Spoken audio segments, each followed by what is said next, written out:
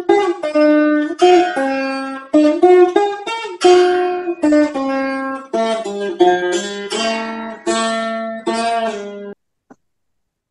నమ శాంతాయ దివ్యాయ సత్యధర్మస్వరూపిణే స్వానందామృత తృప్తాయ సుందరాయ నమో నమ. మనం షష్ఠోధ్యాయంలో కర్మ ఆచరించడం ఎలాగా, ఆ కర్మకి ఏమైనా ప్రయోజనం ఉన్నదా, ఆ కర్మ వల్ల మోక్షాన్ని పొందగలమా, ఇవి ప్రశ్నలు. అంటే మనం అంటే విద్య క్రమంగా నేర్చుకుంటూ ఉన్నటువంటి వాళ్ళు ఎలా నేర్చుకుంటామంటే, మొదట 6 సబ్జెక్టులు నేర్చుకుంటున్నాం. 3 లాంగ్వేజెస్, 3 4 లాంగ్వేజెస్. ఇంటర్మీడియట్లోకి వచ్చేసరికల్లా సైన్స్, మ్యాథమెటిక్స్, లేకపోతే ప్యూర్ సైన్సెస్, ప్యూర్ ఆర్ట్స్, లేకపోతే కామర్స్ ఆర్ట్స్, ఇలాగ కలిపి ప్లస్ లాంగ్వేజెస్ నేర్చుకుంటున్నాం. డిగ్రీలోకి వెళ్ళిన తర్వాత లాంగ్వేజ్ని తగ్గించుకొని ఓన్లీ సబ్జెక్ట్స్ మీదకి వెళ్తున్నాం. దాంట్లో మెయిన్గా ఏవో చదువుతున్నాం. అవి అయిన తర్వాత పీజీకి వచ్చేసరికి ఒకే ఒక్క సబ్జెక్ట్ చదువుతున్నాం. అదే పిహెచ్డీకి వెళ్ళేసరికి ఆ సబ్జెక్ట్లో కూడా ఓన్లీ 1 టాపిక్ మీదకి వెళ్తున్నాం. ఇంకా మీదకి వెళ్ళినటువంటి వాళ్ళు, అంటే డాక్టరేట్ లెవెల్ కూడా దాటిపోయినటువంటి వాళ్ళు సూక్ష్మాతి సూక్ష్మమైనటువంటి విషయాన్ని పరిశీలిస్తున్నారు. ఇది లౌకికంగా మీకు అందరికీ తెలిసినటువంటి విద్యా విధానం. అలాగే మనం మోక్ష విషయంలో కూడా మనం ముందు అసలు ఎన్ని పాసిబిలిటీస్ ఉన్నాయి, ఎన్ని రకాలైనటువంటి అవకాశాలు ఉన్నాయి. కర్మ అనే అవకాశం ఉన్నది, జ్ఞానము అనే అవకాశం ఉన్నది. ఈ రెండింటిలోని కర్మ పూర్తిగా మనకి ప్రయోజనాన్ని ఇవ్వదు, జ్ఞానం ఇస్తుంది. జ్ఞానంలో కూడా ఏ జ్ఞానం ఇస్తుంది, ఏ లెవెల్లో ఉండాలి, ఇలా నేర్చుకోవాలన్నమాట. అందుకోసం విషయాన్ని వేరు చేసి మూలం దగ్గర నుంచి చెప్తున్నారు. అగ్నిహోత్రం జుహోత్యాదౌ కుర్వాద్ధర్మాధికానదా తదభావే జన్మసు స్యాత్ సప్తసు ఏతస్య దుర్గతి. ఏతస్య దుర్గతి స్యాత్, కర్మ చేయకపోతే దుర్గతులు వస్తాయి అన్నాడు. అంటే కర్మకాండ అలాగే చెప్తుంది. అంటే కర్మ చేయనటువంటి వాళ్ళందరికీ దుర్గతి వస్తుందా అంటే, నేను అనుకున్నాం కృతయుగంలో కర్మకాండ ప్రమేయం లేదు. ఎందుకు లేదంటే అందరూ సత్యస్వరూపులు, అందరూ జ్ఞానస్వరూపులు, అందరూ బ్రహ్మాన్నే చూసేటువంటి వాళ్ళు.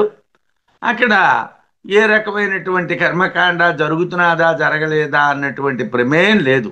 వాళ్ళు జరిగిన కర్మకాండ కూడా బ్రహ్మాన్ని దర్శించడానికే తప్పిస్తే లౌకికమైనటువంటి కర్మకాండ అన్నటువంటిది ఏమీ ఉండదు. కామ్య కర్మకాండ ఉండదు, అది వేరు. త్రేతాయుగంలోకి వచ్చేసరికల్లా కూడా కర్మకాండ ఉంది. కర్మకాండను వశిష్ఠాదులు కూడా ఆచరించారు. అయినప్పటికీ కూడా బ్రహ్మజ్ఞానాన్ని ఉద్దేశించి కర్మలే చేశారు, బ్రహ్మాన్ని ఉద్దేశించి కర్మలే చేశారు. ద్వాపరానికి వచ్చేసరికి బ్రహ్మము కర్మము రెండూ కూడా వేరు ప్రయోజనాలు కలిగినటువంటి వాటిగా ప్రకాశించే. కలియుగంలో కేవలం కామ్యమైనటువంటి కర్మలు ఎక్కువైపోవటం వలన, జ్ఞానం అనేటువంటిది చాలా అల్పంగా మాత్రమే ప్రకాశించటం వలన కామ్యమైనటువంటి విషయాలే ప్రధానములైపోయి నిష్కామములైనటువంటి విషయాలు అప్రధానములైపోయే పరిస్థితి వస్తున్నది. కాబట్టి ప్రతి యుగంలోనే ధర్మాలు మారుతూ ఉంటాయి. ఆ ధర్మాలు అలా నడుస్తూ ఉంటాయి. మనం వాటిని ఎలా నడిపించుకోవాలో చూసుకుంటూ ఉండాలి. ఆదౌ ముందుగా అగ్నిహోత్రమును జుహోతి, హోమము చేయవలెను, అగ్నిహోత్రం చెయ్యాలి. అథా అనంతరం ధర్మాధికాన్ దర్శ పౌర్ణమాస్యాది ధర్మాలని కుర్యాత్ చేయవలను. అంటే ముందు అగ్నిహోత్రం చేయాలి, తర్వాత దర్శ పౌర్ణమాసి కర్మల్ని చెయ్యాలి. తదభావే, అగ్నిహోత్రము స్వధర్మములు చేయబడనప్పుడు సప్తసు జన్మసు 7 జన్మముల పర్యంతము ఏతస్య ఆ యజమానికి దుర్గతి స్యాత్, నరకలోకములు ప్రాప్తిస్తాయి. అంటే ఇది యథార్థమే. ఎందుకంటే క్రితం శ్లోకంలో కూడా చెప్పారు ఆయన, అనేక కోట్ల సంవత్సరాలు ఉండేటటువంటి కర్మల నుండి పుట్టేటువంటి ఫలములు అమృతములు అన్నారు. ఉపనిషత్తే కర్మల యొక్క ఫలాన్ని అమృతం అన్నది. ఎందుకన్నది అంటే దాని ఎండ ఇమీడియట్గా లేదు కదా, దాని చివరి భాగం మనకు వెంటనే తెలియటం లేదు. కొన్ని కోట్ల కల్పాల్లో కూడా కర్మ అలా కొనసాగుతున్నది. కాబట్టి కర్మల యొక్క ఫలం అనంతమైనటువంటిది, అమృతమైనటువంటిది, దాంట్లో అనుమానం లేదు. మరి ఆ కర్మను ఎలా చేయాలి అంటే ముందుగా అగ్నిహోత్రం చేయాలి. తర్వాత దర్శ పౌర్ణమాసి దర్శ సూర్యేందు సంగమ అని అమావాస్య, అమావాస్య నాడు పౌర్ణమి నాడు కర్మల్ని చేయాలి. ఆ చేయవలసినటువంటి కర్మలు ఏమిటన్నటువంటివి కర్మకాండలో చెప్తారు. వాటిని మనం యథాప్రకారంగా జరపాలి. అలా ఒకవేళ జరపకపోతే నీకు 7 లోకాలు, 7 లోకాలంటే ఏమిటి? నీకన్నా మీదనున్నటువంటి పితృపితామహ ప్రపితామహులు, నీకన్నా కిందనున్నటువంటి పుత్ర పౌత్ర ప్రపౌత్రులు దుర్గతుల పాలైపోతారు అని ధర్మశాస్త్రం చెప్తుంది. ఇది శంకరాచార్యుల వారి స్మృతుల్ని కూడా ప్రమాణంగా మాట్లాడతారు. కాబట్టి ధర్మశాస్త్రం ఏమిటి చెప్తుంది? 7 తరాలు అంటే ఏమిటి? నువ్వు కాకుండా నీ ముందున్నటువంటి నీ తండ్రి, తాత, తాత తండ్రి, ముగ్గురు. అలాగే నీ కిందనున్నటువంటి పుత్రుడు, పౌత్రుడు, ప్రపౌత్రుడు అంటే కొడుకు, మనవడు, మనవడు కొడుకు, ఈ మొత్తం నీతో కలిపి 7 తరాలు దుర్గతుల పాలైపోతారు నువ్వు అది కానీ కరెక్ట్గా చేయకపోతే అన్నారు. ముందుగా నిత్యాగ్నిహోత్రం చేయటం, పిదప దర్శ పౌర్ణమాసాది కర్మలు చేయటం, ఆ విధంగా అగ్నిహోత్రము స్వధర్మములైనటువంటి క్రతువులు చేయకపోతే 7 జన్మల పర్యంతం నరకాది దుఃఖగతుల్ని పొందుతాడు. యథా లేలాయితే అర్చి సమిద్ధే హవ్యవాహనే తదాజ్య భాగావంతరేణ ఆహుతి ప్రతిపాదయేత్. మొట్టమొదట అగ్నిహోత్రం చేయాలన్నారు. ఎలా చేయాలండి అగ్నిహోత్రం? అంటే మంత్రాలు గట్రా ఉన్నాయి, విధి విధానాలు ఉన్నాయి. ఇది కర్మకాండకి సంబంధించినటువంటిది కాదు, పూర్తిగా జ్ఞానకాండకి సంబంధించినటువంటి ఉపనిషత్తు. కాబట్టి దింగ్మాత్రంగా మనకి దాని విషయాన్ని చెప్తారు. బాగుగా అగ్నిని రగులుకునేటట్టుగా చేసి అర్చిషి ఆద్యభాగయో అంతరేణ మధ్యే అవస్థానే ఆహుతి ప్రతిపాదయేత్. ఆ బాగా మండుతూ ఉన్నటువంటి అగ్నిహోత్రం మధ్య భాగంలో ఆహుతుల్ని వెయ్యండి అన్నారు. అయితే ఈ ఆహుతుల్ని వేసేటప్పుడు ఎలా వెయ్యాలి? ఆద్య భాగాల మధ్యలో దేవతలను ఉద్దేశించి అవాపస్థానంలో అగ్నికి ఆహుతులు అందజేయండి అన్నారు. మనకి ఆ అవాపస్థానం అన్నా కూడా ఇవాళ కర్మిష్ఠులకు కూడా చాలామందికి తెలియదు. కొద్దిమంది కర్మిష్ఠులకే తెలుసును, కానీ చాలామంది కర్మిష్ఠులకు కూడా అగ్నిహోత్రంలో ఉన్నటువంటి భేదాలు తెలియవు. అయితే చాలా రోజులు చెయ్యాలి కాబట్టి ఆహుతులు అన్నారు. ఆహుతి అని ఎందుకు అనలేదంటే ఒకరోజు చేయటం కాదు, అసలు వివాహం చేసుకుంటున్నప్పుడు ఒక ప్రమాణం ఉంది. ఏమిటి? అనయాస యావజ్జీవం హోష్యామి, ఈ భార్యతో పాటు నేను బ్రతికున్నంత కాలము అగ్నిహోత్రం చేస్తాను అని ప్రమాణం చేశారు. అయితే ఎప్పుడూ చేయలేదు.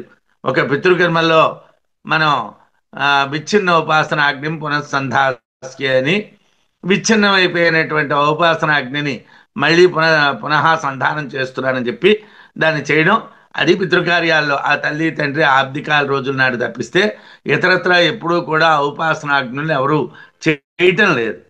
అంటే తగ్గిపోయింది. కొద్దిమంది ఉంటే ఉండొచ్చును, నిత్యాగ్నిహోత్రులు ఉంటే ఉండొచ్చును, కొద్దిమంది దర్శపూర్ణ క్రతువులు చేసేవాళ్ళు ఉండొచ్చును, అతిరాత్ర ఆప్తోర్యామాది క్రతువులు చేసేవాళ్ళు ఉండొచ్చును, కొద్దిమంది ఇంకా కర్మిష్ఠులైనటువంటి వాళ్ళు లోకంలో ఉంటే ఉండొచ్చు. తగ్గింది. ఆహుతులు చక్కగా అందచేయటం కర్మ మార్గం. ఇది చాలా కష్టమైనటువంటి మార్గం. నిత్యాగ్నిహోత్రం అనేటువంటి చాలా కష్టం. ఎందుకంటే సంకటా హ్యాహితాగ్నినాం ప్రత్యవాయో గృహస్థత అని ఒక పెద్దల మాట ఉంది. ఏమిటండి అని అంటే, గృహస్థుడిగా ఉన్నటువంటి వాడు ఇల్లు దాటి వెళ్ళకుండా అవదు, గ్రామాంతరం వెళ్ళాలి. నిత్యాగ్నిహోత్రం ఉంటే గ్రామాంతరం వెళ్ళకూడదు. మరో ఊరు వెళ్ళకూడదు, ఊరు దాటి ఎక్కడికి వెళ్ళకూడదు. ఊరు దాటి వెళ్ళకుండా నిత్యాగ్నిహోత్రం చేయడం చాలా కష్టం. జాతపుత్ర కృష్ణకేశానగ్నిన్ అదధీత అని స్మృతి వాక్యం. అంటే కొడుకు పుట్టినటువంటి వాడు, నల్లటి జుత్తు కలిగినటువంటి వాడు అగ్నుల్ని ఆహుతి చేయాలి అని. అంటే నల్లటి జుత్తు అని ఎందుకన్నాడంటే యవ్వనంలో ఉన్నాడు అని. కొడుకుండి యవ్వనంలో ఉన్నటువంటి వాడు అగ్ని ఆధానం చెయ్యాలి. అగ్నులు దక్షిణాగ్ని, గార్హపత్యాగ్ని, ఆహవనీయాగ్ని మూడు రకాలు. దర్శ పూర్ణమాసాలు చేసేటప్పుడు ఆహవనీయాగ్నినే వాడతారు. కుడిమి ఎడ కుడి ఎడమ భాగాలు అంటే రెండు పార్శ్వాలు, కుడి చేతి వైపు ఎడం చేతి వైపు ఆగ్నేయ స్వాహ స్వామాయ స్వాహ అనేటువంటి మంత్రాలతో ఆద్య భాగాల్ని వేస్తారు. అలా వేస్తారు ఆద్య భాగాల్ని. ఆద్య భాగావంతరేణ అంటే కుడి ఎడమ పార్శ్వ భాగాల మధ్య భాగం, దీన్ని ఆవాపస్థానము అంటారు. ఈ ఆవాపస్థానంలో ఆహుతులు వెయ్యాలి. అగ్నిహోత్రంలో ఆద్య భాగాలు ఉండకపోతే ఏం చేయాలండి? ఆవాపస్థానం తెలియాలంటే దర్శ పూర్ణమాసాలని చెయ్యాలి. అంటే నిత్యాగ్నిహోత్రంలో ఈ ఆవాపస్థానం ఉండదు కాబట్టి దర్శ పూర్ణమాస క్రతువుల్ని చేసినట్టుగా అయితే ఆ ఆహుతుల్ని వేయడం అనేటువంటిది జరుగుతుంది. అయితే ఆద్య భాగావంతరేణ, ఆద్య భాగాల్ని ఆచరింపక అని అర్థం. ఆహుతుల్ని మాత్రమే చెయ్యాలి అని కూడా చెప్తూ ఉంటారు. అంటే అగ్నిహోత్రం మామూలుగా చేసేవాళ్ళు ఆహుతుల్ని మాత్రమే వేస్తారు. ఇక్కడ బహువచనం ఎందుకు చెప్పారండి అని అంటే, ఉదయం సూర్యోదయ స్వాహ ప్రజాపతయే స్వాహ, సాయంకాలం అగ్నయే స్వాహ ప్రజాపతయే స్వాహ అని నాలుగు రకాలైనటువంటి విధానాల్లో చెయ్యాలి. కాబట్టి ఇక్కడ చెప్పినటువంటి వాళ్ళు పెద్దవాళ్ళు ఏం చెప్పారంటే బహువచనంలో చెప్పారు. యస్యాగ్నిహోత్రం అదర్శమ పౌర్ణమాసం అచాతుర్మాస్యం అనాగ్రాయణం అతిథిభర్జనంచ అహుతమవైశ్వదేవం అవిధినాహుతం ఆసప్తమాంతస్య లోకాన్ హినస్తి. ఇది మనం చదువుకున్నటువంటి విద్యారణ్యుల వారి శ్లోకానికి మూలభూతమైనటువంటి మంత్రం. ఏమిటండి ఇది? యస్యాగ్నిహోత్రం అదర్శం అపౌర్ణమాసం అంటే అమావాస్య నాడు క్రతువు చేయకపోవటం, పొన్నన్నాడు క్రతువు చేయకపోవటం, చాతుర్మాస్యాలు ఆషాఢ శుద్ధ పౌర్ణమి నుండి ఏకాదశి నుండి కార్తీక శుద్ధ ఏకాదశి వరకు 4 మాసాలు క్రతువు చెయ్యకపోవటం, అనాగ్రాయణం శరత్కాలంలో అంటే ఆశ్వీజ కార్తీక మాసాల్లో క్రతువులు చెయ్యకపోవటం, అతిథివర్జితంచ అతిథులు లేకుండా కర్మ చేయడం, అహుతం హోమం లేకుండా కర్మ చేయడం, అవైశ్వదేవం నిత్యము ఆచరించవలసినటువంటి వైశ్వదేవం లేకపోవటం, అవిధినాహుతం శాస్త్రబద్ధంగా కాకుండా హోమం చెయ్యటం. వీటి వల్ల ఏం జరుగుతుందయ్యా? ఆసప్తమాంతస్య లోకాన్ హినస్తి, వాడి యొక్క లోకాలు 7 తరాల వరకు నశించిపోతాయి. 7 తరాల వరకు అంటే ఇందాకలా చెప్పాను, పితృ పితామహ ప్రపితామహ, అలాగే పుత్ర పౌత్ర ప్రపౌత్ర, తండ్రి తాత ముత్తాత, అలాగే కొడుకు మనవడు ముని మనవడు, తానతో కలిపి 7 మొత్తం పోతారు అని చెప్పాడు. అయితే ఇక్కడ మనం ఈ ఆచరించడం కష్టతరమైనటువంటిదని వాళ్ళే చెప్తున్నారు. దర్శ పౌర్ణమాసాలు లేనటువంటిది, చాతుర్మాస్యం లేనటువంటిది, ఆగ్రాయణ విధి లేనటువంటిది, అతిథులు లేనటువంటిది, హుతం పామం చేసేది లేనటువంటిది, వైశ్వదేవం లేనటువంటిది, అగ్నిహోత్రాలు 7 జన్మల వరకు అంటే అటు 3 ఇటు 3 తనతో కలిపి 7 నశింపచేస్తుంది. అగ్నిహోత్రం చేసేటువంటి వాళ్ళు తప్పక చెయ్యవలసినటువంటిది ఏమిటంటే అవశ్య కర్తవ్యత్వాత్ దర్శస్య, అమావాస్య నాడు తప్పనిసరిగా కర్మ చేయాలి. అగ్నిహోత్రంలో అమావాస్య చాలా ముఖ్యం. దర్శనం అంటే అమావాస్య. అలాగే పౌర్ణమాస కర్మ వర్జితంచ, పౌర్ణమాసంలో పూర్ణిమ నాడు కూడా కర్మ చేయాలి. చాతుర్మాస్య కర్మవర్జితం. చాతుర్మాస్యాలంటే చెప్పాను, ఆషాఢ శుద్ధ ఏకాదశి నుంచి కార్తీక శుద్ధ ఏకాదశి వరకు చేయవలసినటువంటి కర్మలు. ఆగ్రాయణం శరదాదిషు కర్తవ్యం. ఆగ్రాయణం అంటే ఆగ్రాయణ విధి, శరత్కాలంలోని అట్లా చేస్తారు. అది చెయ్యకపోయినా న క్రియతే యస్య తత్ అనాగ్రాయణం, అది చేయనటువంటి వాళ్ళు, ఇవేవి చేయనటువంటి వాళ్ళు. అతిథి పూజనం అహన్యహని అప్రిక్రియమాణ, రోజు అతిథులకి భోజనం పెట్టడం అనేటువంటి పని చెయ్యకపోయినా, నిత్యం అతిథి పూజ చెయ్యకపోతే, వైశ్వదేవ వర్జితంచ, నిత్యకర్మల్లో ఒకటైనటువంటి వైశ్వదేవం చెయ్యకపోతే, అవిధినాహుతం, అశాస్త్రీయంగా హోమం చేస్తే, ఈ తప్పులు చేసినట్టుగైతే ఆ సప్తమాన్ సప్తమ సహితాన్ తస్య కర్తు లోకాన్ హినస్తి, ఏడుతో కలిపి వాడి లోకాలు ఆరు కలుస్తాయి, వాడొకడు ఏడు, మొత్తం పోతారన్నాడు, నాశనం అయిపోతాయి వాళ్ళ లోకాలన్నారు. ఏడు లోకాల వరకు అంటే ఏమిటండి, కష్టమే మిగులుతుంది తప్పించేమీ మిగలదండి. పిండదానాదనుగ్రహేణ వా సంబధ్యమానా పితృపితామహ ప్రపితామహా పుత్రపౌత్ర ప్రపౌత్రా స్వాత్మోపకారక సప్తలోకా. ఎలాగండి మీరు లోకాలు చెప్తున్నారు అంటే, మనం సాపిండ్యం అనేటువంటిది ఎంతవరకు ఉంటుంది? పిండ ప్రదానం ఎవరికి చేస్తారు? తండ్రికి పిండ ప్రదానం చేస్తారు, తాతగారికి చేస్తారు, ముత్తాతగారికి చేస్తారు.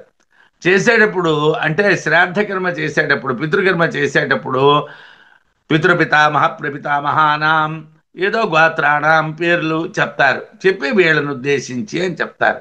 నాలుగో వాడిని చెప్పక్కర్లేదు. ఎప్పుడైతే ఒకడు పోతాడో చతుర్థ పురుష నివృత్తి అని చెప్పి వాడిని పంపించేస్తారు. వాడికి మరి అవసరం లేదు. ముగ్గురికే సాపిణ్యం మీద వాళ్ళకి ఉంటుంది. మనకన్నా ముందర ఉన్నటువంటి వాళ్ళకి, తండ్రికి తాతకి ముత్తాతకి మాత్రమే సపిండం ఉంటుంది. కిందన ఎవరికి ఉంటుందండి? కొడుకు ఉంటే తండ్రికి పిండ ప్రదానం జరుగుతుంది. మనవడు ఉంటే తండ్రి తాతగా మారతాడు. ముని మనవడు ఉంటే తండ్రి ముత్తాతగా మారతాడు. అంటే ఒక్కొక్కళ్ళని వదిలేస్తాం అనమాట. ముత్తాత గారిని వదిలేసాం, తాతగారిని వదిలేసాం, తండ్రిని వదిలేసాం, వీడు ఒక్కొక్క పోస్ట్కి ప్రమోట్ అవుతాడు. అందుకోసం పుత్ర పౌత్ర ప్రపౌత్రుడు. అలాగ ఒకవేళ ప్రపౌత్ర జననం జరిగితే, అందుగురించే ఇవాళ కాలంలో మేము 81 సంవత్సరాలు అయ్యేయండి, ఏదో పండుగ చేసుకుంటున్నామండి అని అంటారు.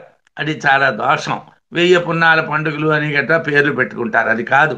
అది శాస్త్రంలో శాంతి కమలాకరంలో ఏమిటని చెప్పారంటే ప్రపౌత్ర జనన శాంతి అన్నారు.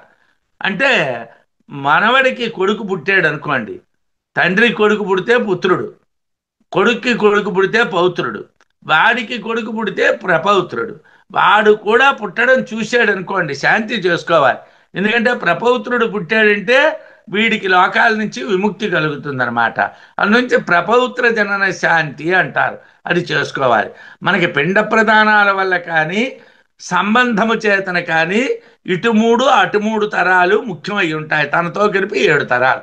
ఈ 7 తరాలు తనతో కలిపి ఉన్నటువంటి వాళ్ళు ఎవరైతే ఉన్నారో వాళ్ళందరూ కూడా మనం కర్మకాండని సక్రమంగా చేయకపోతే వాళ్ళ లోకాలని వాళ్ళు కోల్పోతారు. అలా కోల్పోవడం అనేది జరుగుతుంది.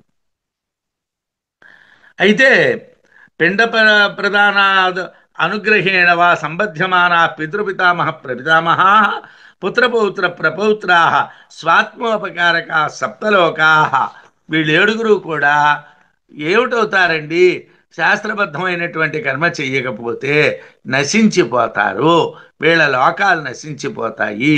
ఈ విషయంలో ఏమండి, ఇలా చెయ్యాలని నిజంగానే చెయ్యాలంటారా? మరి మేము చేయటం లేదండి, మేము చేయడానికి అవకాశాలు లేవండి అని అంటే, కృష్ణ పరమాత్మ కూడా కర్మకాండ చెయ్యొద్దు అనలేదు. యద్యదాచరతి శ్రేష్ఠ తత్తదేవేతరో జన. వశిష్ఠుడు ఎందుకు కర్మ చేశాడు? అగస్త్యుడు ఎందుకు కర్మ చేశాడు? భరద్వాజుడు ఎందుకు కర్మ చేశాడు? అంటే వాళ్ళు ఎవరు చదువుకోక, వాళ్ళకి బ్రహ్మజ్ఞానం లేక, ఉపనిషత్తులు తెలియక వాళ్ళు చేయలేదు. మరి వాళ్ళు ఎందుకు చేశారు?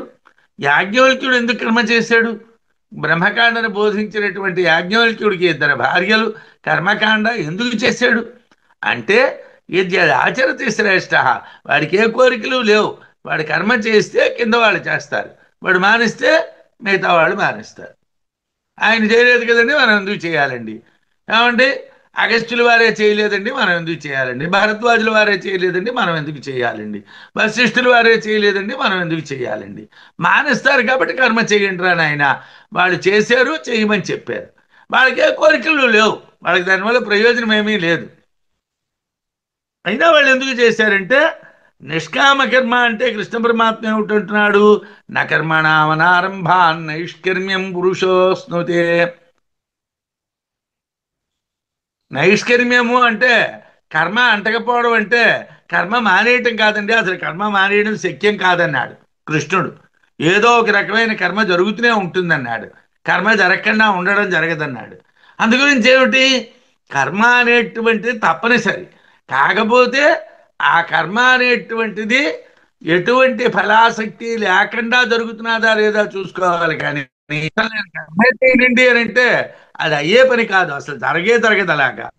కాళ్యాని బహిని జిహ్వాసు అవతారం తం యథావిధి ఆహుత్యాఖ్యా దేవతాస్తా ఇంద్రలోకేన యంతి. కాళీ మొదలైనటువంటివి శిఖలు ఉన్నాయి, అగ్నిహోత్రానికి శిఖలు.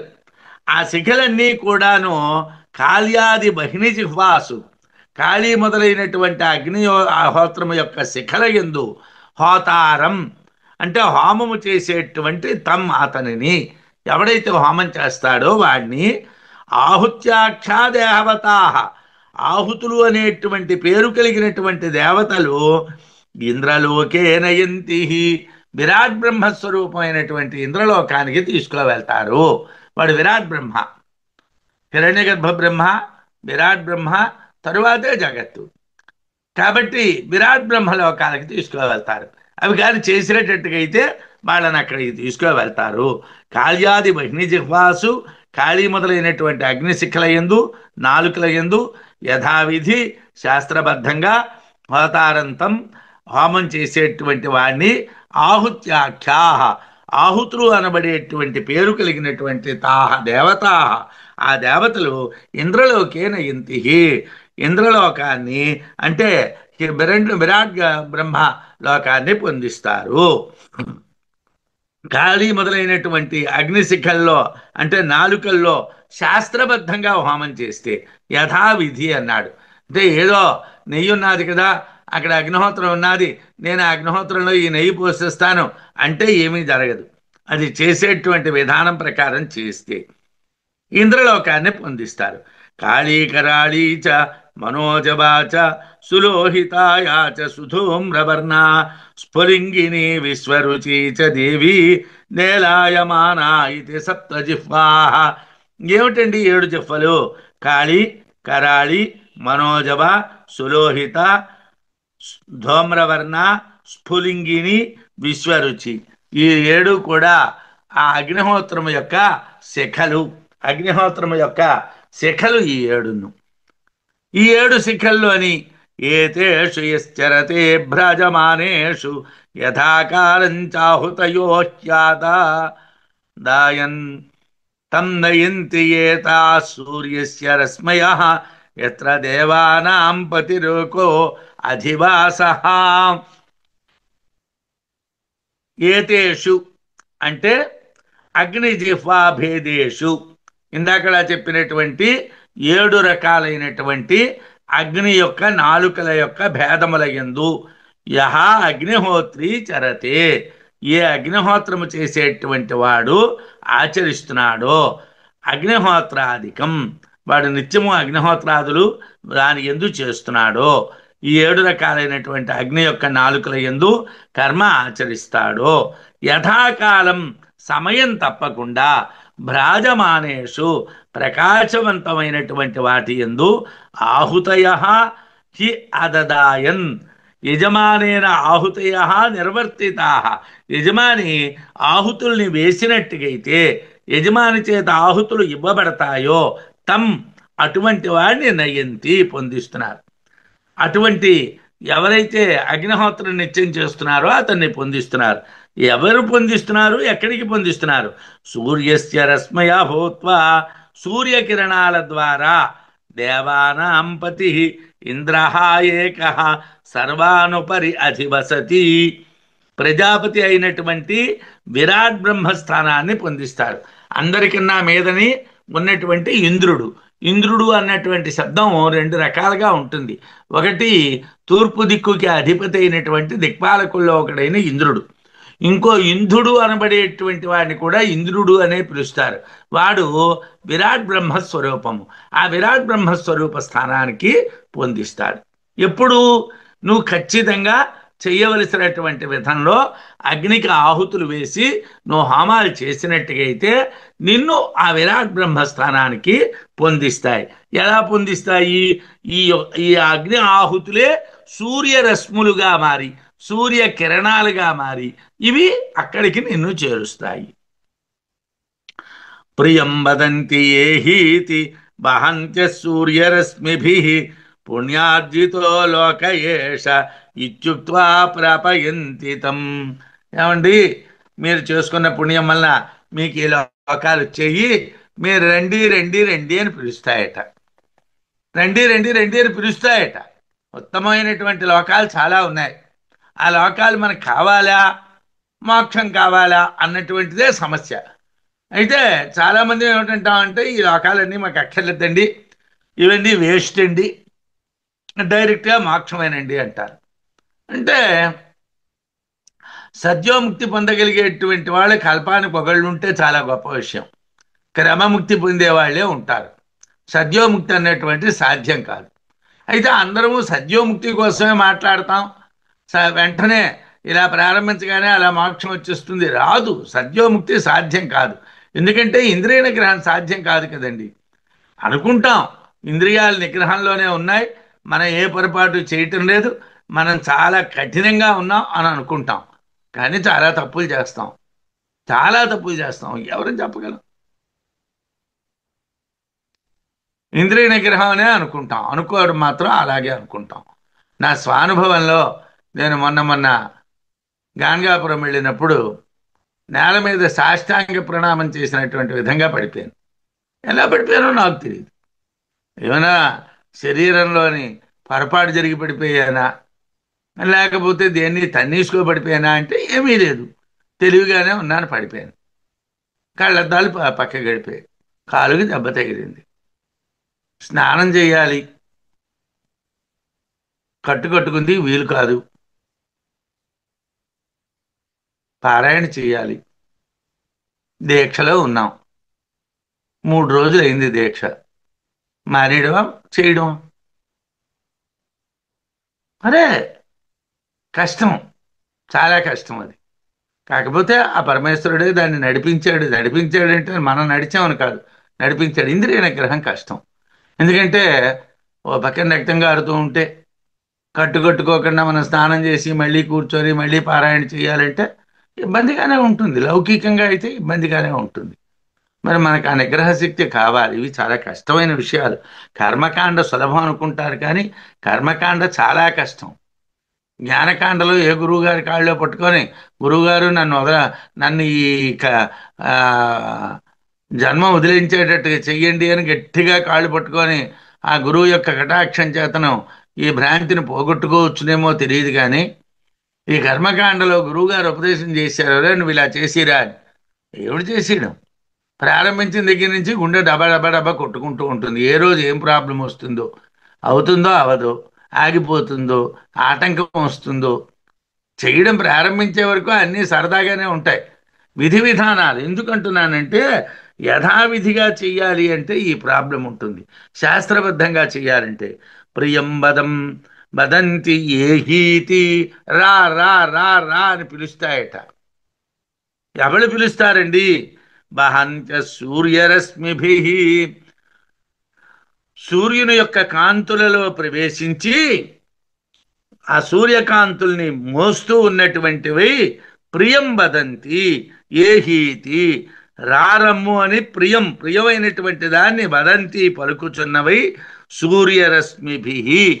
సూర్యుని యొక్క కిరణాల చేతను పుణ్యార్జితో లోక ఏష ఇత్యుక్త్వా ప్రాపయంతి తం. ఆ సూర్యకిరణాల ద్వారా మొయ్యబడుతూ ఉన్నటువంటివి ఏషః ఇది పుణ్యార్జితో లోక, నువ్వు చేసినటువంటి పుణ్యం వలన సంపాదించబడినటువంటి లోకం. నిత్యుక్త్వా అని ప్రాపయంతి పొందిస్తాయి. నువ్వు సంపాదించుకున్నావయ్యా, ఇప్పుడు వాడు డబ్బు సంపాదించుకున్నాడు, ఓ 100 కోట్లు 200 కోట్లు 500 కోట్లు. వాడు కారు కొనుక్కున్నాడు, విమానం కొనుక్కున్నాడు, హెలికాప్టర్ కొనుక్కున్నాడు, అన్నీ వాడు కొనుక్కున్నాడు, వాడు సంపాదించుకున్నాడు.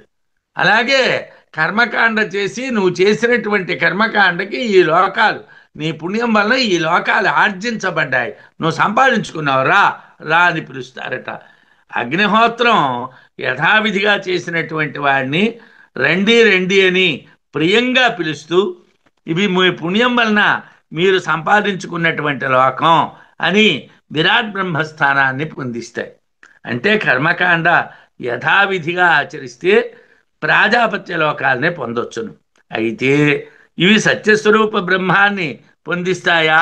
ఏమండి, మీరు చెప్పారు, మేము చేసాం, చాలా కష్టపడి చేసాం, బ్రహ్మలోకంలోకి, అక్షర బ్రహ్మలోకంలోకి నేను వెళ్ళిపోవడానికి వీలవుతుందా? నేను పరబ్రహ్మంగా ఆయనలో లీనమైపోవడానికి వీలవుతుందా?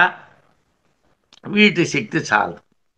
ఎందువల్ల చాలదండి అంటే, ఏమండి, ఏదో 10th క్లాస్లో రోజుకి 1 గంట చదివితే చాలు. అంటే ఇప్పుడు 10 గంటలు పిల్లల్ని చదివిస్తున్నారు, కానీ 10th క్లాస్లో 1 గంట 2 గంటలు పిల్లలు చదివితే పాస్ అయిపోతారు. ఇంటర్మీడియట్లో ఓ 3-4 గంటలు చదివితే పాస్ అయిపోతారు. డిగ్రీలో 6 గంటలు చదివితే బాగా చదువుకుంటారు. పీజీకి వచ్చేసరికి ఓ 8 గంటలు ప్రయత్నం చేస్తే బాగా విషయం తెలుస్తుంది. అదే మరి డాక్టరేట్కో వెళ్తే రోజుకి 12 గంటల కాలం కష్టపడితే కానీ లోతైనటువంటి విషయాలు తెలుసుకుందికి వీలు కాదు. కష్టపడేటువంటి విధానంలో తేడా ఉంటుంది. అంటే మనం చదువుతూ ఉన్నటువంటి తరగతిని బట్టి మన కృషి సరిపోవడం అనేటువంటిది ఉంటుంది. మనకి విరాట్ బ్రహ్మలోకం కావాలంటే కర్మకాండ చాలు. కర్మకాండ చేసుకుంటే మనం విరాట్ బ్రహ్మలోకానికి వెళ్ళిపోతాం. కానీ ఏమండి, నాకు పరబ్రహ్మలోకం కావాలండి, ఒక్క పిసరు నాయన దీనికన్నా కాస్ట్లీ రాది, అది నువ్వు కొద్దిగా ఎక్కువ కష్టపడితే కానీ అది దొరకదు, ఇక్కడ పడ్డటువంటి కష్టం చాలదు, ఇంకా ఎక్కువ కష్టపడాలి. కామ్యకర్మ ఫలం ప్రోక్తం ఈశ్వరార్పిత కర్మణ ఫలం సంసార హేయత్వ బుద్ధి సా అధ వివిచ్యతే. కామ్యకర్మ ఫలం ప్రోక్తం, నీకు ఇప్పుడు ఏం చెప్పాము? నువ్వు చేసినటువంటి కర్మల వలన నీకు విరాట్ బ్రహ్మలోకం వస్తుంది అని చెప్పాం. ఓకే, సరిపోయింది, అనుమానం లేదు. మీరు చెప్పినటువంటి విధంగా నేను కర్మ చేశాను, నాకు విరాట్ బ్రహ్మలోకం వచ్చింది. ఇది అది పెర్మనెంట్ కాదురా, అదే టెంపరవరీ ఉద్యోగం, ఎప్పుడైనా పీకి పారేస్తే మళ్ళీ కిందకు వచ్చేవలసి వస్తుంది. ఏమండి, మరి అలాగైతే నాకు ఏమండి మోక్షం కావాలి, నాకు పరబ్రహ్మంలో లీనం కావాలి, ఇంకా కొద్దిగా దీనికి ఆలోచించి చెప్పాలి, ఇది నువ్వు అడిగినటువంటి అంత సులభంగా ఉండదు అని అంటున్నారు. కామ్యకర్మ ఫలం ప్రోక్తం, కామ్యకర్మల యొక్క ఫలం చెప్పాం. ఈశ్వరార్పిత కర్మణ, పరమేశ్వరునికి అర్పింపబడినటువంటి కర్మల యొక్క ఫలితాన్ని ఫలం సంసార హేయత్వ బుద్ధి, సంసారమునందు వైరాగ్యము పుట్టించేటువంటి బుద్ధి. అధసా వివిచ్యతే, ఇప్పుడు దాన్ని మేము విచారణ చేస్తున్నాము, వివేచన చేస్తున్నాము. ఏమండి, ఈశ్వరార్పితంగా కర్మ చేస్తే మా కర్మ ఫలహేతుర్భో మాసో మాతే సంగోస్త్వకర్మణి, అకర్మణితే సంగ మా, నువ్వు చేయకుండా ఉండడం కుదరదు, మరేం చేయాలిరా అయితేను? మా కర్మ ఫలహేతుర్భూ, కర్మఫలానికి నువ్వు హేతువు కాకుండా ఉండాలి. మరి కర్మఫలానికి నేను హేతువుని కాకుండా ఎలా ఉంటానండి? నేనే కర్మ చేస్తూ ఉన్నప్పుడు నేను కాకుండా మరి వేరేగా హేతు ఎలా వస్తాడు? అంటే నువ్వు నిమిత్త కారణమైతే అవచ్చును, కానీ ఉపాదాన కారణం పరమేశ్వరుడిగా పెట్టి కర్మలు చేయవయ్యా. పరమేశ్వరుడు ఉపాదాన కారణంగా నువ్వు కర్మ చేయి, అప్పుడు దాని యొక్క ఫలితం ఏమిటో మేము చెప్తాం. ఉపాదాన కారణము నిమిత్త కారణం ప్రతిదానికి 2 ఉంటాయి. నిమిత్తం మనమే, కొండ తయారు చేయడానికి నిమిత్తం ఎవరు? కులాలుడు, కుమ్మరవాడు. కొండ తయారు చేయడానికి ఉపాదానం ఏమిటి? మట్టి. అలాగే నువ్వు కర్మఫలం విషయంలోకి వచ్చేటప్పుడు నీ కర్మ కూడా రెండు ఉన్నాయి కారణాలు. నువ్వు నిమిత్త కారణం, నువ్వు చేస్తున్నావు. నిమిత్త మాత్రం భవ సవ్యసాచిన్ అన్నారు కృష్ణ పరమాత్మ. నువ్వు నిమిత్త మాత్రుడివి అంటే నువ్వు నిమిత్త కారణమే. ఉపాదాన కారణం నేను. ఈ యుద్ధం వల్ల వచ్చేటువంటి పాపపుణ్యాలు నావి అని నువ్వు అనుకుంటున్నావు, అది తప్పు. నీవి కావు. ఈ యుద్ధం వల్ల వచ్చేటువంటి పాపపుణ్యాలు నావి. నేను ఉపాదాన కారణం, నువ్వు నిమిత్త కారణం. అర్జునుడితో కృష్ణ పరమాత్మ అన్నాడు, నిమిత్త మాత్రం భవ సవ్యసాచిన్ అని. నువ్వు నిమిత్త కారణం మాత్రమేనయ్యా. అలాగే ఇప్పుడు ఇక్కడ ఏమిటంటున్నాడు? కామ్యకర్మముల యొక్క ఫలాల్ని మేము చెప్పేశాము. ఈశ్వరార్పిత కర్మణ, ఈశ్వరుడికి అర్పించబడినటువంటి కర్మలు ఏవైతే ఉన్నాయో వాటి యొక్క ఫలం, వాటి యొక్క ఫలితం ఏదైతే ఉన్నదో అది సంసార హేయత్వ బుద్ధి. ఈ సంసారం చాలా హీనమైనటువంటిది. ఈ సంసారాన్ని, చావు పుట్టుకలు అనేటువంటివి చాలా ఓర్చుకుందికి తగినటువంటివి కావు అనేటువంటి ఆలోచన రావడం. ఈ కర్మలు చేస్తే మనకి ఏమిటి రావాలి? ఈ సంసారం లేకుండా ఉండాలి అని రావాలి. అంటే చావు పుట్టుకలు ఉండకూడదు. సాధ వివిచ్యతే అదేమిటో మేము ఇప్పుడు నీకు వివేచన చేసి చెప్తాం. దాన్ని ఎలా చూడాలో మేము చెప్తాం. కామ్యకర్మలకు పిత్ర్యాది లోకాలు ప్రాప్తి ఫలాలుగా చెప్పాం. కామ్యకర్మలు మీరు చేస్తే పితృలోకం, పితామహుడు, ప్రపితామహుడు అలా పితృలోకాలు వస్తాయని చెప్పాం. అలా కొడుకుంటాడు, కొడుక్కి మనవడు ఉంటాడు, మనవడికి మనవడు మరో కొడుకు ఉంటాడు అని కూడా చెప్పాం. అన్నీ చెప్పాం. కామ్యకర్మల ఫలాలు చెప్పాం. విరాట్ బ్రహ్మాన్ని చేరుస్తాయి అని కూడా చెప్పాం. పరమేశ్వరార్పితంగా, కామ సంకల్ప వర్జితంగా, ఎటువంటి కోరికలు లేకుండా పరమేశ్వరార్పితంగా చెయ్యబడేటువంటి కర్మ సంసారాన్ని హేయంగా చూస్తుంది. సంసారాన్ని చాలా హేయంగా, అసహ్యవంతమైనటువంటి విషయంగా చూస్తుంది. పరమేశ్వర అర్పితమైనటువంటి కర్మలన్నీ కూడా పరమేశ్వరుడికి అర్పించి చేసినట్టుగైతే, మనకి కర్తృత్వం లేకుండా చేసినట్టుగైతే ఈ సంసారాన్ని చాలా హేయమైనటువంటి దాని కింద చూస్తుంది, వైరాగ్య కారణం అవుతుంది. అది ఇప్పుడు మనం వివేచన చేద్దాం. ఏమిటయ్యా? క్షుద్రాయా తరణం నద్యా ప్రసిద్ధ్యతి అదృఢై ప్లవై న సముద్రస్య యజ్ఞశ్చ తద్వత్ సిద్ధిర సాధనం. క్షుద్రాయాస్తరణం నద్యాః ప్రసిద్ధ్యతి అదృఢై ప్లవై న సముద్రస్య యజ్ఞశ్చ తద్వత్ సిద్ధిర సాధనం. ఏమయ్యా, నేను మేం పనిచేసిన ఊరు, మాకు బంధుత్వం కలిగినటువంటి ఊరు, మాకు ఇష్టమైనటువంటి పరమేశ్వరుడు ఉన్నటువంటి ఊరు, సంఘంలోని నది బాగా వచ్చిందనుకోండి, నాగావళి నది వచ్చిందనుకోండి, పడవ మీద అవతలొడ్డుకి వెళ్ళేవాళ్ళం. దానికి చాలు, పడవ మీద ఓడిపోతాం అవతలొడ్డు. ఏమండి, హిందూ మహాసముద్రంలో ఈ యువతల ఒడ్డు నుంచి అవతల ఒడ్డుకి లంక వరకు వెళ్ళాలి అనుకున్నాం. సంఘం నుంచి నేను పడవ తెప్పిస్తానండి, ఆ పడవ మీద మనమేమో హిందూ దేశం నుంచి శ్రీలంక వరకు వెళ్దామంటే గ్యారంటీగా మునిగిపోతాం. 10 నిమిషాలు కూడా అవదు, మనం కనిపించం. ఎందుకోసం? ఆ పడవ పనికిరాదు. క్షుద్రాయాస్తరణం నద్యాః నదిని తరించుటకు, క్షుద్రాయాః అంటే ఎక్కువ లోతు లేనటువంటి నదిని తరించడానికి.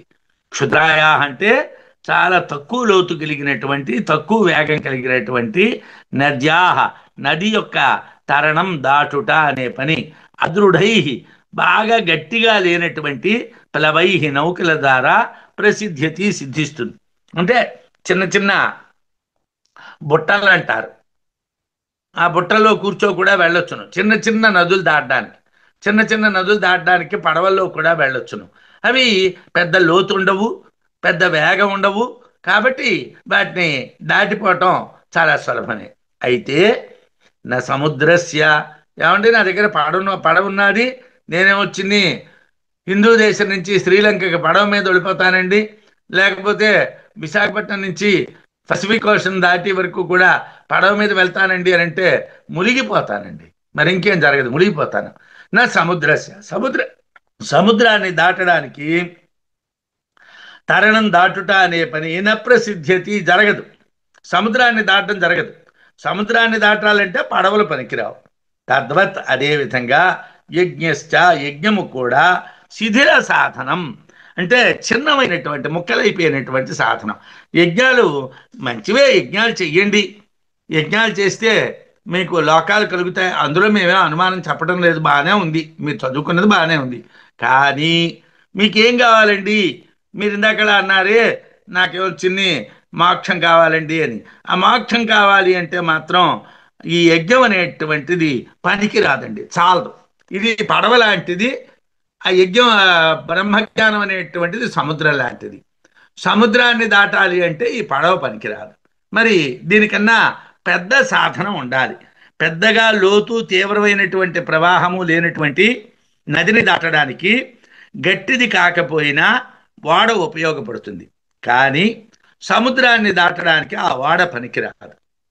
అదేవిధంగా బ్రహ్మాన్ని పొందుటకు యజ్ఞ యజ్ఞము పాడైనటువంటి సాధనం, పనికిరానటువంటి సాధనం మాత్రమే. యజ్ఞమును ఆచరించి బ్రహ్మాన్ని పొందడానికి వీలు కాదు. ప్లవాక్యేతే అదృఢ యజ్ఞ రూప అష్టాదశోక్తమవరం యేషు కర్మ ఏతత్ శ్రేయో మే అభినందంతి మూఢా జరా మృత్యుంతే పునరేవాపీయంతి. సాధారణంగా మనకి ఏ తెలిస్తే అదే చాలా గొప్పది అనుకుంటాం. వచ్చిన చిక్కే అక్కడ ఉందండి. బహుశ్రుతులం కాదు. ఎక్కువ చదవడానికి మనకు ఓపిక ఉండదు, ఎక్కువ తెలుసుకుంది ఓపిక ఉండదు, ఎక్కువ మంది గురువుల దగ్గర తిరగడానికి మనకు ఓపిక ఉండదు. ఒకే గురువు దగ్గరైనా పోనీ, అయ్యా గురువు గారు 10 గంటలు చెప్పండి, 15 గంటలు చెప్పండి, ఒక గంట చెప్తేనే వినడానికి మనకి కొన్ని అవాంతరాలు వస్తూ ఉంటాయి. మనం 4:15కి క్లాస్ ప్రారంభిస్తామంటే అటు ఇటుగా జాయిన్ అవ్వడానికి కష్టంగా ఉంటుంది. మళ్ళీ ఎంత వేగంగా గురువుగారు ముగించేస్తారా, మనం మన లౌకికమైనటువంటి పనిలో పడిపోతామా అన్నట్టు. ఎలాగండి, ఎలా సాధ్యం? ఒకసారి ఆలోచించండి. మనందరం ఆలోచించవలసింది ఏమిటంటే, మన ఎక్కువ సమయాన్ని జ్ఞానం కోసం వినియోగించినప్పుడు మాత్రమే మనం అవతలొడ్డికి వెళ్ళగలం. అవతలొడ్డికి వెళ్ళాలంటే మన సమయం అంతా జ్ఞానానికే వినియోగించేటువంటి పరిస్థితి రావాలి. ఇక్కడ ఓ మాట అంటున్నాడు, ప్లవాక్యేతే అదృఢ యజ్ఞరూప అష్టాదశోక్తమవరం యేషు కర్మ ఏతత్ శ్రేయో ఏ అభినందంతి మూఢా జరా మృత్యుం తే పునరాపియంతి. ఏతచ్చ జ్ఞానరహితం కర్మ ఏతావత్ఫలం అవిద్యాకామకార్యం అతః అసారం దుఃఖమూలమిత్యుచ్య ఇది నింద్యతే. ఏమండి, జ్ఞానరహితమైనటువంటి కర్మ, అవిద్యా కామములతో కూడుకున్నటువంటి కర్మ ఏదైతే ఉన్నదో అది దుఃఖానికి కారణము. దానివల్ల దుఃఖం తప్పిస్తే సుఖం లేదు. జ్ఞానం లేనటువంటి కర్మఫలం చాలా చిన్నది. అవిద్యా కామ కర్మ యొక్క కార్యం బలం లేనటువంటిది, దుఃఖానికి కారణం. కనుక దాన్ని శృతి నిందిస్తున్నది. ఏమిటని నిందిస్తున్నారు? ఈ ఓడలు వినాశి స్వరూపములు ప్లవా వినాశిన. ఇవి ఎప్పుడో అప్పుడు మొక్కలైపోతాయి. మనం సముద్రంలో వెళ్ళాలనుకుంటే ఏ చిన్న గుట్టనో తగిలిందనుకోండి సముద్రంలోని, టపాల్మన ముక్కలైపోతుంది. ఓ అల గట్టిగా కొట్టుకొచ్చిందనుకోండి తిరగబడిపోతుంది. ప్లవా వినాశిన ఇత్యర్థ హి యస్మాత్ ఏతే అదృఢ అస్థిర యజ్ఞరూపా. ఇవి దృఢమైనటువంటివి కావు, స్థిరమైనటువంటివి కావు, యజ్ఞరూపములైనటువంటివి. యజ్ఞస్య స్వరూపాన్ని యజ్ఞరూప. యజ్ఞరూపములు అంటే ఏమిటి? యజ్ఞము యొక్క స్వరూపం కలిగినటువంటివి. యజ్ఞ నిర్వర్తకాని అష్టాదశ. ఇవి యజ్ఞాన్ని నిర్వర్తించేటువంటి 18. 16 ఋత్విక్కులు, యజమాని, భార్య, 18. యజ్ఞస్వరూపమైనటువంటి కర్మ దృఢమైనటువంటిది కాదు. 16 ఋత్విక్కులు కలిగినటువంటిది. యజమాని అతని భార్యతో కలిపి 18 యజ్ఞరూపులు. ఈ తప్ప నశించేటటువంటిది అష్టాదశ. శ్రియం కేవలం కర్మ అవరం. 18తో కూడుకున్నటువంటి కర్మ పూర్తిగా కూడా అవరమైనటువంటిది, శ్రేష్టమైనటువంటిది కాదు. అవరకర్మ ఆశ్రయాణం అష్టాదశానాం అదృఢతయా ప్లవత్వాత్ ప్లవతే సహ ఫలేన తత్కార్యం. ఏమండి, ఇక్కడ ఒక ఉన్నది, అవరమైనటువంటి కర్మ, శ్రేష్టం కానటువంటి కర్మ, ఈ 18 కూడుకున్నటువంటి కర్మ ఏదైతే ఉన్నదో అది ఓడ లాంటిదండి. ఆ ఓడ ప్లవతే సహ ఫలేన తత్కార్యం కర్మ కుండ వినాశాది క్షీరవ దద్యాధీనాం తస్థానానాం నాశ. అంటే కుండలోని పెరుగున్నది, కుండలో పాలు ఉన్నాయి, కుండ ముక్కలైపోయింది, పాలు పెరుగు పోయాయి. అలాగే మనం ఈ యజ్ఞరూపమైనటువంటి నావ ఎక్కినట్టుగా అయితే అది అదృఢమైనటువంటి నావ కాబట్టి, దృఢమైనటువంటిది కాదు కాబట్టి ఆ నావ పగిలిపోతుంది, మనం కూడా చచ్చిపోతాం. ఆ నావతో పాటు మనం కూడా నాశనం అయిపోతాం. కాబట్టి అదంతా పటిష్టమైనటువంటి మార్గము కాదండి. కేవలమైనటువంటి కర్మను ఆశ్రయించినటువంటి వాళ్ళు గట్టిది కానటువంటి కుండలో పాలు పెరుగు వలె కుండతో పాటు పగలనట్టుగా వృధా అయిపోతుంది. అవర కర్మ వలన నాశం పొందుతారు, బ్రహ్మాన్ని పొందలేరు. ఈ కర్మ వలన ఎటువంటి పరిస్థితుల్లోని బ్రహ్మాన్ని పొందడానికి కుదరదు. మరి ఎందుకండి ఈ కర్మ? తేనాప్నోతి స్వర్గమాత్రం నతు మోక్షం తథా సతి. తేనాప్నోతి స్వర్గమాత్రం నతు మోక్షం తథా సతి. కర్మనిష్టా జరా మృత్యు ప్రాప్నువంతి పునః పునః. తేనా అవరమైనటువంటి శ్రేష్టము కానటువంటి యజ్ఞకర్మ వలన స్వర్గమాత్రం విరాట్ బ్రహ్మలోకము వరకు మాత్రమే ఆప్నోతి పొందుతున్నారు. ఏమండి, మీరు చేసినటువంటి దానికి పోస్ట్ ఫలానా వరకు వస్తుంది. మనం యూపీఎస్సీ ఎగ్జామినేషన్ రాసాం, వచ్చిన ర్యాంకుని బట్టి ఐఏఎస్ఆ, ఐపీఎస్ఆ, ఐఎఫ్ఎస్ఆ అన్నటువంటిది నిర్ణయిస్తారు. మనకు వచ్చిన ర్యాంకుని బట్టి మనకి చిన్న ర్యాంక్ వస్తే ఐఏఎస్ ఇస్తారు, ఆల్ ఇండియా అడ్మినిస్ట్రేటివ్ సర్వీస్, లేకపోతే పోలీస్ సర్వీస్, లేకపోతే ఫారెస్ట్ సర్వీస్. ఎందుకండి ఇలాగా అంటే ర్యాంకు మనకు వచ్చినటువంటి దాని మీద ఆధారపడి ఉంటుంది. అనే ఆల్ ఇండియా సర్వీసెస్ చాలా రకాలు ఉన్నాయి. దాంట్లో సాధారణంగా ప్రిఫరబుల్ సర్వీస్ ఏది? ఐఏఎస్.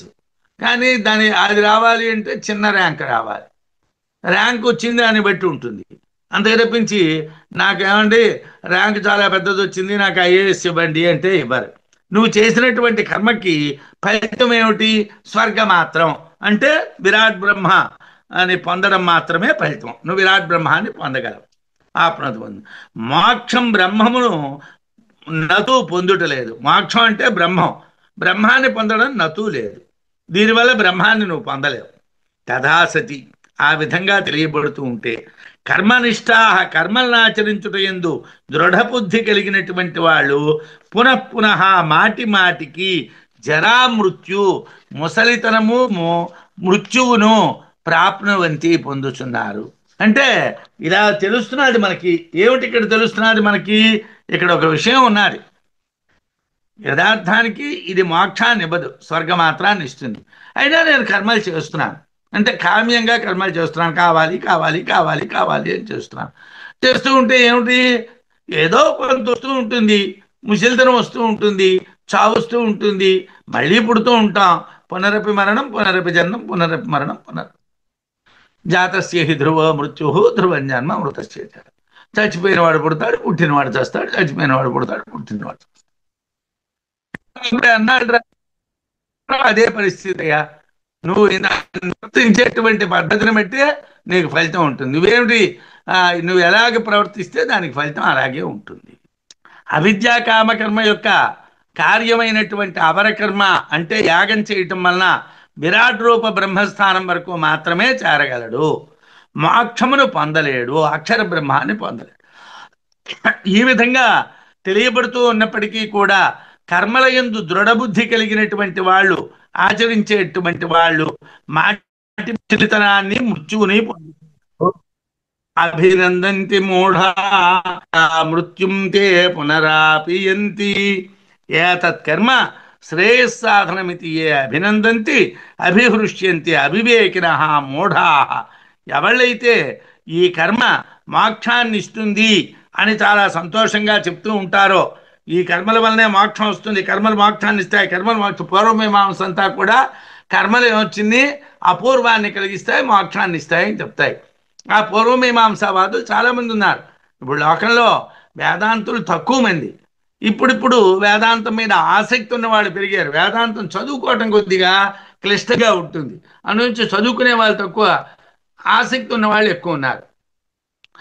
పూర్వమీమాంస ఇప్పుడు అసలు 100కి 99 పాళ్ళు లేదు. ఎందుకంటే కర్మకాండ యథావిధిగా చేయగలిగిన వాళ్ళు లేరు. అందువలన పూర్వమీమాంస యొక్క పరిస్థితి తగ్గింది. కానీ పూర్వకాలంలో ఈ కర్మకాండే శ్రేయస్సునిచ్చేటువంటిది అని సంతోషించేటువంటి అవివేకులు, మూఢాహ, వాళ్ళు మూఢులైనటువంటి వాళ్ళు, అటువంటి వాళ్ళు జ్ఞానం లేని వాళ్ళు. అత జరాంచ మృత్యుంచ కంచిత్ కాలం స్వర్గే స్థిత్వ పునఃపునరేవ అపియాంతి. అంటే భూయో భూయోపి గచ్చతి. అంటే వాళ్ళు జరని, ముసలితనాన్ని, మృత్యువుని మళ్ళీ మళ్ళీ పొందుతారు. ఏం చేస్తారయ్యా వాళ్ళు? కంచిత్ కాలం స్వర్గే స్థిత్వ, కొద్ది కాలం స్వర్గంలో ఉంటారు విరాట్ బ్రహ్మ లోకంలో, మళ్ళీ తిరిగి వస్తారు, పుడతారు, మళ్ళీ ముసలితనం వస్తుంది, మళ్ళీ చస్తారు, మళ్ళీ వెళ్తారు. ఇలా ఇటు అటు ఇటు అటు తిరుగుతూ ఉంటారయ్యా. అందువలన ముసలితనం, మృత్యువు వాళ్ళకి కలుగుతాయ్యా. స్వర్గంలో కొద్ది కాలం ఉండి తిరిగి జన్మాన్ని పొందుతారయ్యా. అందువలన కేవల కర్మలు మోక్ష కారణములు కావు. కేవలము కర్మ మాత్రమే చేసేటువంటి వాళ్ళు మోక్షాన్ని పొందరు. జ్ఞానవత్ వైదికత్వేన కర్మణో ముక్తి హేతుత అస్తి ఇది చేన్న సంసార మూల హేత్వనరాకృతే. ఇక్కడ ఇంకో ప్రశ్న వేస్తున్నారు. ఏమండి, కర్మకాండ వేదాల్లోనే చెప్పబడ్డాది, జ్ఞానకాండ వేదాల్లోనే చెప్పబడ్డాది. ఒకటి మోక్షానికి కారణం అంటున్నారు, రెండోది పనికిరాదు అంటున్నారు. ఎలాగండి? ఒకటేమో జ్ఞానకాండ, ఇది వేదాల్లోనే ఉన్నది, ఆరణ్యకాల్లోని బ్రాహ్మణాల్లోని. రెండోదేమో కర్మకాండ, సంహితల్లోని బ్రాహ్మణాల్లోని ఉన్నది. మరి మీరు ఏమంటున్నారండి? అదేమో పనికొస్తుంది అంటున్నారు, జ్ఞానమేమో మోక్షాన్ని ఇస్తుంది అంటున్నారు, కర్మేమో మోక్షాన్ని ఇవ్వదంటున్నారు. ఎలా కుదురుతుందండి? ఒకటి ఇచ్చి మరొకటి ఎందుకు ఇవ్వదండి? ఇస్తే రెండు ఇస్తాయి, ఇవ్వకపోతే రెండు ఇవ్వవు. ఒకటి ఇచ్చి ఇంకోటి ఇవ్వకపోవడం ఏమిటండి? ఎలా కుదురుతుందండి? జ్ఞానవత్ వైదికత్వేన, జ్ఞానవత్, జ్ఞానము వలనే, కర్మణ, కర్మ కూడా వైదికత్వేన, వేదోక్తమైనటువంటిది, వేదోదితమైనటువంటిది అవడం చేతను, ముక్తి హేతుత, మోక్షమునకు కారణమగుట అస్తి ఇది చేతుంది.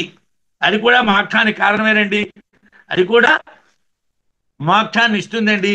ఎందుకంటే అది కూడా వేదంలోనే చెప్పబడ్డాదండి. అంటే నా కాదు. ఎందుకు కాదయ్యా? సంసార మూలహేతు అనిరాకృతే, సంసారానికి మూలహేతువైనటువంటి అవిద్యను, కామాన్ని నిరాకరించకపోవటం వలన. కర్మకాండలో కామం ఉంది, జ్ఞానకాండలో కామం లేదు. కామం లేనటువంటిది మోక్షాన్ని ఇస్తుంది, కామం ఉన్నటువంటిది మోక్షాన్ని ఇవ్వదు. రెండు వేదంలోనే ఉన్నాయి. కర్మకాండ అనే దానికి కామ్యమైనటువంటి అవిద్య ఉన్నది, జ్ఞానకాండ అనేటువంటిదా నిష్కామమైనటువంటి జ్ఞానస్వరూపం. కాబట్టి నిష్కామమైనటువంటి జ్ఞానస్వరూపం వలన మోక్షం కలుగుతుంది, కానీ కామ్యమైనటువంటి అవిద్య వలన మోక్షము కలగదు. అది సంసార హేతువుని నిరాకరించలేదు కాబట్టి, అవిద్యని నిరాకరించలేదు కాబట్టి, కామాన్ని నిరాకరించలేదు కాబట్టి కర్మ పనికిరాదు. జ్ఞానకాండ, కర్మకాండ వేదాల్లోనే చెప్పబడ్డప్పటికీ జ్ఞానము వలె కర్మ కూడా మోక్షహేతువే అని చెప్పవచ్చును కదా అంటే కుదరదు. కర్మ అనేది అవిద్యా విషయమైనటువంటి కామానికి కర్మ కార్యం. అవిద్యా విషయ కామము సంసారమును దూరం చెయ్యలేదు కనుక, చావు పుట్టుకల్ని దూరం చేయలేదు కనుక కర్మ మోక్షానికి కారణం కాదు. కోరికలు ఉండడం వలన, అవిద్యా విషయం అవడం వలన కర్మకాండ మోక్షానికి కారణం కాదు. అవిద్యా సంస్కృతే మూలం ఏతస్యామేవ కర్మణః వర్తంతే నతు జానంతి బ్రహ్మాత్మానం సదద్వయం. కర్మిష్ఠులైనటువంటి వాళ్ళ పరిస్థితి ఏమిటయ్యా? ఏమండి, ఏమిటి చేస్తున్నారండి అంటే, ఏదో యాగం చేశానండి, స్వామయాగం చేశానండి, అతిరాత్ర యాగం చేశానండి, ఆప్తోర్యామ యాగం చేశానండి, నారాయణ యాగం చేశానండి, సుదర్శన యాగం చేశానండి.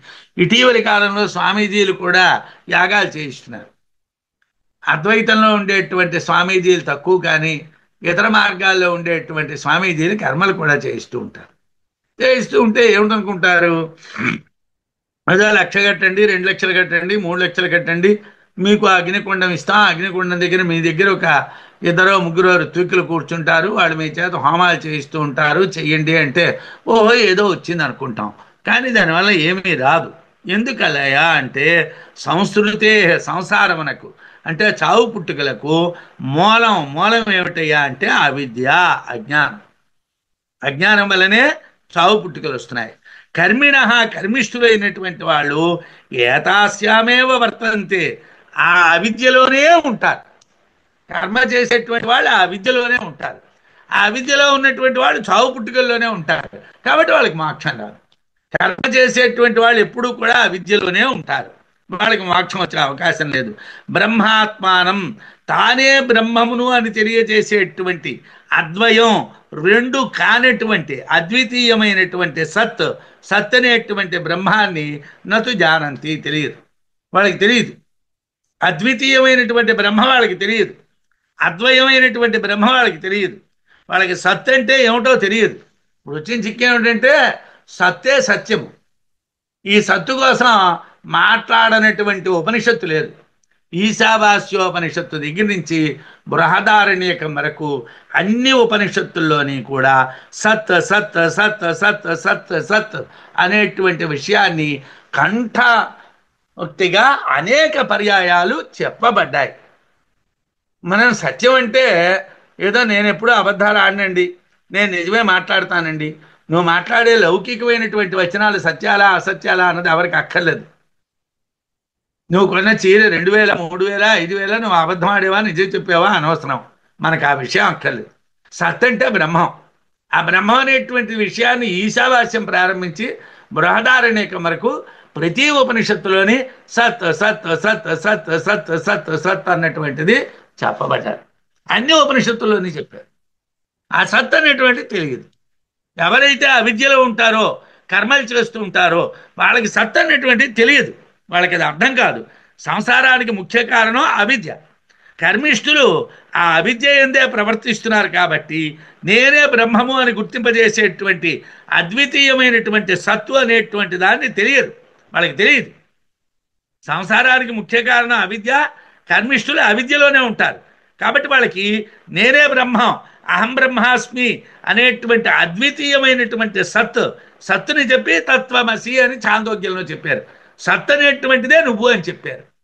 సత్ అనేటువంటిది నువ్వు, బ్రహ్మమే సత్తు, సత్ అంటే బ్రహ్మమే అని చాందోగ్యంలో చెప్పారు. సద్విద్యలో దాని పేరే సద్విద్య. అది మాత్రం వాళ్ళకి తెలియదు. ఆ కర్మిష్ఠులైనటువంటి వాళ్ళకి తెలియదు. అందువలన కర్మిష్ఠులు అక్షర బ్రహ్మాన్ని పొందలేరు. కర్మిష్ఠులైనటువంటి వాళ్ళకి అక్షర బ్రహ్మం తెలియదు. వాళ్ళకి తెలియదు. తెలుసుకోవాలనేటువంటి ప్రయత్నం కూడా వాళ్ళు చేయలేరు.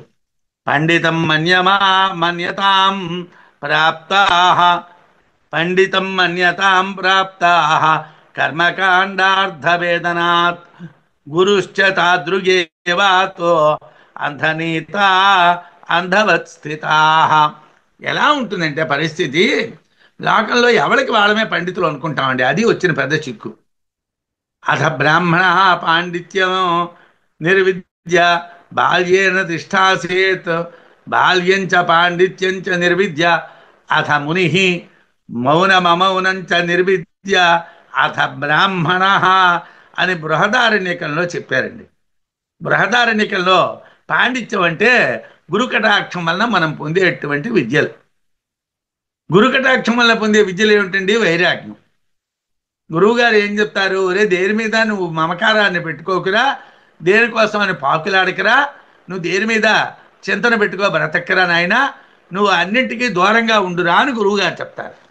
మనకు అలా చెప్పారనుకోండి గురువుగారు, ఆ గురువుగారిని వెంటనే వదిలేసి ఈ గురువుగారు పనికిరాని వాడు, ఉత్తి యూస్లెస్ ఫెలో అని గురువుగారిని వదిలేసి మరో కొత్త గురువుగారిని, ఎవరైతే రోజు ఆ అభిషేకాలు యజ్ఞాలు యాగాలు పూజలు పునస్కారాలు చేయిస్తారో ఆ గురువు గారిని పట్టుకుంటాం.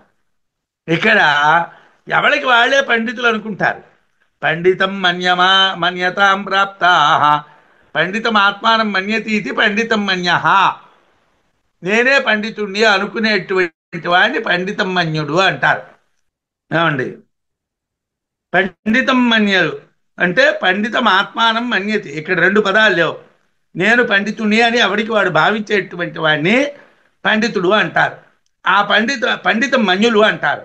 ఆ పండితం మన్యత్వం పొందినటువంటి వాళ్ళు కర్మకాండార్థ వేదనాత్, కేవల కర్మకాండమును తెలియుట వలన, కర్మకాండార్థ వేదనాత్ అంటే కేవలంగా కర్మకాండని తెలియటం వలన పండితం మన్యతాం ప్రాప్తా, మేము పండితులము అనేటువంటి భావన పొందినటువంటి వాళ్ళు. గురుశ్చ, వాళ్ళ గురువుగారు కూడా తాదృగేవ, అలాంటి వాళ్ళే. అంటే వాడు పండితమన్యుడే, వాళ్ళ గురువుగారు పండితమన్యుడే. నేనే పండితుడిని అని వాళ్ళ గురువుగారు అనుకుంటున్నారు, వాడు అనుకుంటున్నాడు.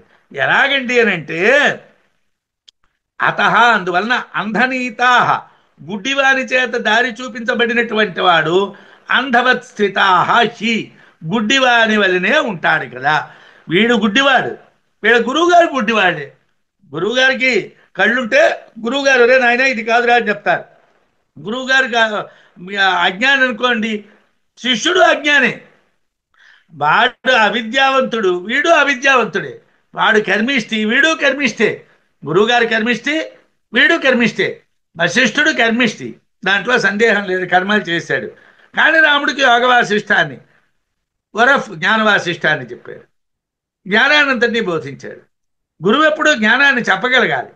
గురువు ఆచరించేటువంటి శిష్యుడు ఆచరించాలి, గురువు చెప్పేటువంటిది శిష్యుడు చెయ్యాలి. గురువు జ్ఞాని అవ్వాలి. కేవలం కర్మకాండ మాత్రమే తెలిసినటువంటి వాళ్ళు పండిత మన్యులు, అంటే మేము పండితులము అనుకునేటువంటి వాళ్ళు. వాళ్ళు వాళ్ళ గురువు గారు కూడా అలాగే ఉంటారు. అందువలన అంధనీతా అంధవత్ స్థితా హి, గుడ్డివాడి చేత నడిపించబడ్డటువంటి గుడ్డివాళ్ళలాగా. వీడు గుడ్డివాడే, వాడు గుడ్డివాడే. వీడికి కనిపించదు, వాడికి కనిపించదు. వీడికి సరైన దారి తెలియదు, వాడికి సరైన దారి తెలియదు. కర్మకాండ మాత్రం తెలిసినంత మాత్రాన పండితుణ్ణి అనేటువంటి భావన పొందినవాడు అటువంటి వాడే అయినటువంటి వాడు అతడి గురువు. అందువలన గుడ్డివాడు దారి చూపిస్తే అనుసరించేవాడు కూడా గుడ్డివాడే కదా. అలా ఉంటుంది ఇక్కడ. అవిద్యాయామంతరే వర్తమానా, అవిద్యలో నడిచేటువంటి వాళ్ళు అంటే అవివేకులు. స్వయం ధీరా పండితం మన్యమానా, భయమేవ ధీరా ధీమంత పండితా.